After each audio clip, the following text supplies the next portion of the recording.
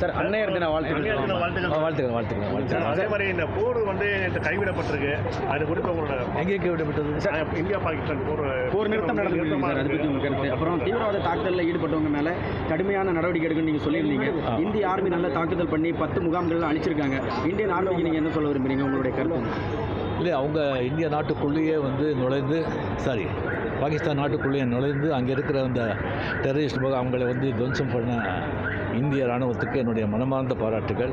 So இந்த போரை மிக திறமையாக, வலிமையாக, வீரியத்தோடு கையாண்டு கொண்டிருக்கும் நம்ம பாரத பிரதமர் மோடி அவர்களுக்கு அண்ட் ஹோம் மினிஸ்டர் அமித்ஷா அவர்களுக்கு, டிஃபென்ஸ் மினிஸ்டர் ராஜ்நாத் சிங் அவர்களுக்கு, முப்படை அதிகாரிகளுக்கு, முப்படை வீரர்களுக்கு மனமார்ந்த பாராட்டுகள். நன்றி. இந்தியாவோட நடவடிக்கை எப்படி இருந்திருக்கு இந்த விஷயத்தில்? நான் சொன்னேனே.